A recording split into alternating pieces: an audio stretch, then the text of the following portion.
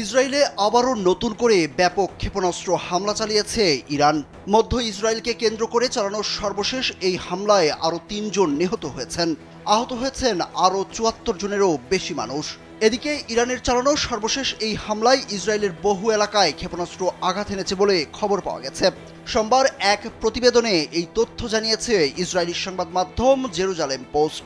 সংবাদ মাধ্যমটি বলছে, সোমবার ভোরে ইরান ফের ইসরায়েলের দিকে ক্ষেপণাস্ত্র ছুড়েছে, যার ফলে দেশজুড়ে সাইরেন বাজতে শুরু করে।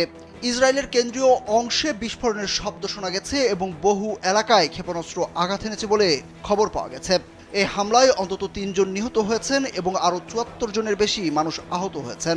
আর এটা ওইটা না, কাপড় ধোয়ার একটাই সলিউশন, চাকা অল ইন ওয়ান।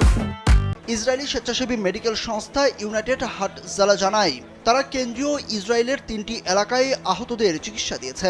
আহতদের মধ্যে একজন ১০ বছর বয়সী শিশু রয়েছে, যার অবস্থা গুরুতর। ইসরায়েলি প্রতিরক্ষা বাহিনী আইডিএফ এর হোম ফ্রন্ট কমান্ড রোববার রাত থেকে সোমবার ভোরের মধ্যবর্তী সময়ে নাগরিকদের নিরাপদ আশ্রয়ে থাকার নির্দেশ দেয়।